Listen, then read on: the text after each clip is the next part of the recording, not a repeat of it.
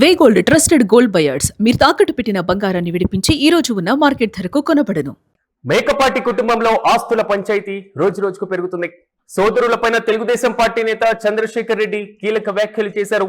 ఆస్తి పంపకాల్లో అన్యాయం జరిగిందని ఆవేదన వ్యక్తం చేశారు. రెండో పెళ్లి కారణంతో ఆస్తిలో వాటా ఇవ్వకపోవడం ఏంటని నిలదీయడం జరిగింది. రాజకీయాల్లో ఇద్దరు భార్యలు ఉండడం తప్ప అని ఆయన ఫైర్ అయ్యారు. తన వాటా ఇచ్చేంత వరకు ఊరుకునేది లేదంటూ కూడా చంద్రశేఖర్ రెడ్డి వార్నింగ్ ఇస్తున్నారు. ఆస్తి వాటాలపైన బహిరంగ చర్చకు సిద్ధమంటూ కూడా తాజాగా ఆయన ప్రకటించారు. ఉదయగిరి నుంచి మొత్తం 4 సార్లు ఎమ్మెల్యేగా గెలిచారు చంద్రశేఖర్ రెడ్డి.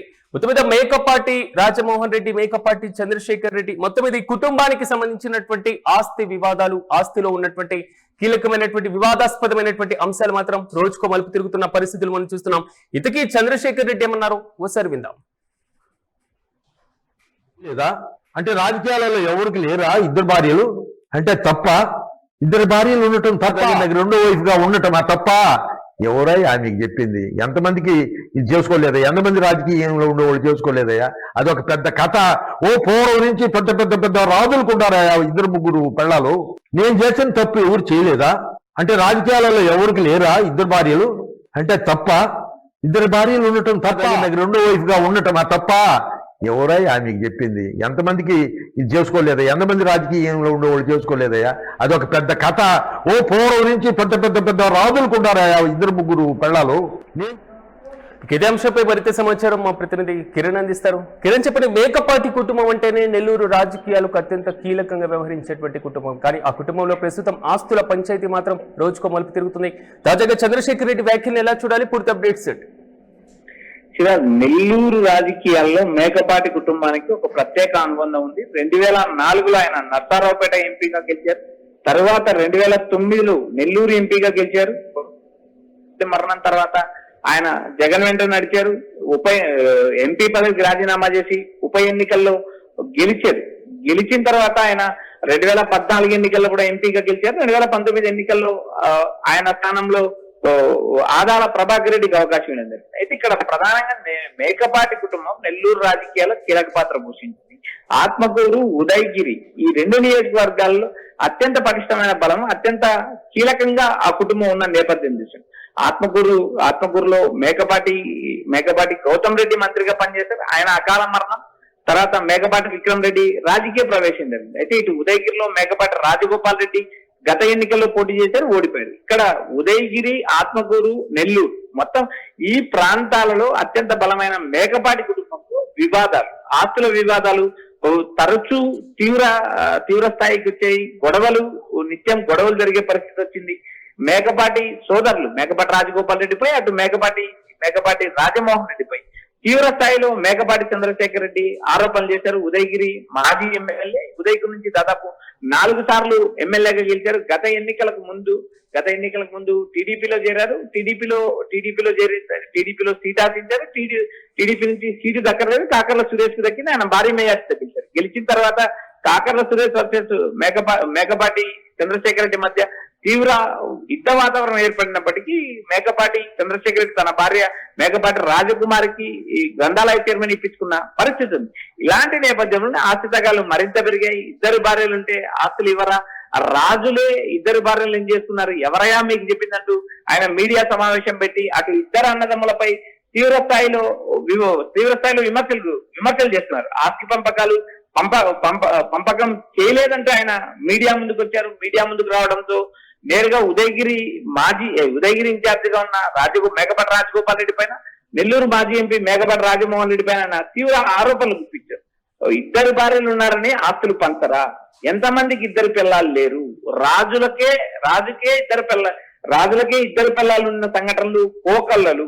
అలాంటి పరిస్థితుల్లో తనకు ఆస్తులు ఇవ్వకోకుండా ఎలా ఉంటారు? మేకపాటి కుటుంబ రాజకీయాన్ని నిలబెట్టింది నేను, మీకోసం కొట్లాడింది నేను, ఉమ్మడి ఆస్తులు నాకు పంచకుండా మీరు ఎంతకాలం ఉంటారు అంటూ ఆయన నేరుగా ప్రశ్నించారు. మరొక తన సహనాన్ని పరీక్షించొద్దు. ఇద్దరు భార్యలు ఉన్నవారు లేరా అన్న ఏంటి ఈ అన్యాయం అంటూ చంద్రశేఖర్ రెడ్డి చేసిన వ్యాఖ్యలు ఇప్పుడు రాజకీయ వర్గాల్లో తీవ్ర కలకలం రేపే. లక్షల కోట్లు ఆస్తులు కలిగిన మేకపాటి కుటుంబం తన వాటా ఎందుకు ఇవ్వడం లేదంటూ ఆయన చేసిన ఆరోపణలు ఇప్పుడు తీవ్ర స్థాయిలో విమర్శలు కురిపించే మరోపక్క కుటుంబ రాజకీయ భవిష్యత్తు పైన కూడా తీవ్ర ప్రభావం చూపే అవకాశం ఉంది. కిరణ్, ఇలాంటి సందర్భంలో అంటే కుటుంబాలు కూర్చొని మాట్లాడుకునేటువంటి పరిస్థితులు ఏమైనా కనబడుతున్నాయి?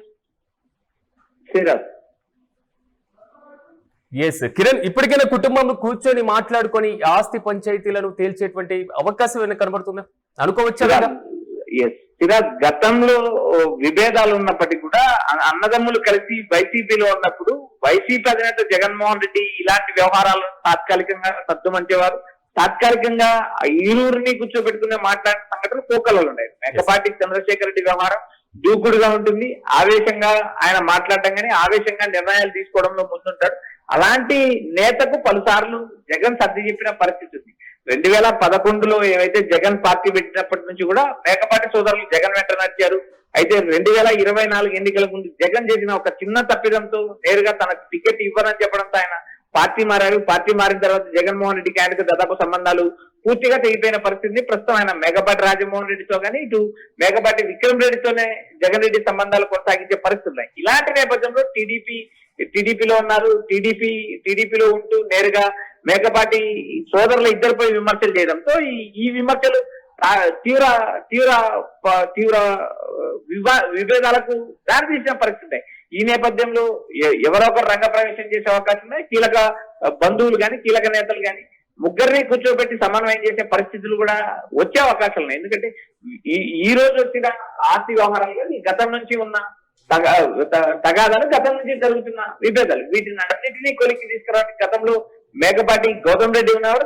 గౌతమ్ రెడ్డి చాలా వరకు సర్ది చెప్పేవాడు, కొన్ని వ్యవహారాలు చక్కబెట్టిన నేపథ్యం. అయితే ఇప్పుడు కుటుంబ పెద్దగా బాధ్యత తీసుకోవాల్సిన రాజమోహన్ రెడ్డికి దాదాపు వయసు అయిపోవడం, మరొక విక్రమ్ రెడ్డి తర్వాత ఉన్న మరో కుమారుడు కూడా వారు బిజినెస్ వ్యవహారంలో బిజీ కావడం, వీటిని అన్నిటికీ ప్రధానంగా ఆస్తుల పంపకంలో ఉన్న విభేదాలు ఇవన్నీ సమకూర్చాలి. ఇవన్నీ ఒక చోటికి తేవాలంటే ఒక కీలకమైన రంగప్రవేశం చేయాల్సి ఉంటుంది. మరి అటు ఆదాల ప్రభాకర్ రెడ్డి మేకపాటి రాజమోహన్ రెడ్డికి అత్యంత దగ్గర బంధువులైన మేకపాటి ఇటు ఆదాల ప్రభాకర్ రెడ్డి కానీ మరొక కీలక నేత ఎవరైనా జోక్యం చేసుకుంటారా, లేక ముగ్గురు ఏదైతే అన్నదమ్ముల మధ్య ఉన్న తగాదాలు వారే కూర్చొని సెటిల్ చేసుకుంటారా అనేది ప్రస్తుతం ఇది నెల్లూరు జిల్లాలో హాట్ టాపిక్. మేకపాటి కుటుంబం రాజకీయంగా తీవ్రంగా రాజకీయంగా ఎండ్ అయ్యే పరిస్థితులు ఉన్నాయంటూ ఇప్పటికే నెల్లూరు జిల్లాలో ప్రచారం జరుగుతుంది. అయితే ఇటు వైసీపీలో ఉన్న మేకపాటి రాజగోపాల్ రెడ్డి కానీ ఇటు మేకపాటి విక్రమ్ రెడ్డిని కానీ జగన్మోహన్ రెడ్డి నేరుగా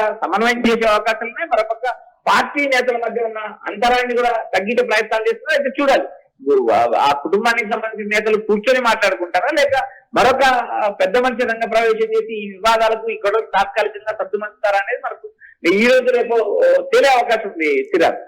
right Kiran, thank you. Mekapati కుటుంబంలో ఆస్తుల పంచాయతీ రోజుకో మలుపు తిరుగుతుంది. సోదరులపైన తెలుగుదేశం పార్టీ నేత చంద్రశేఖర్ రెడ్డి కీలక వ్యాఖ్యలు చేశారు. ఆస్తి పంపకాల్లో అన్యాయం జరిగిందంటూ కూడా ఆవేదన వ్యక్తం చేస్తున్నారు. రెండో పెళ్లి కారణంతో ఆస్తిలో వాటా ఇవ్వకపోవడం ఏంటని ఆయన నిలదీస్తున్నారు. రాజకీయాల్లో ఇద్దరు భార్యలు ఉండడం తప్ప అంటూ కూడా ప్రశ్నిస్తున్నారు.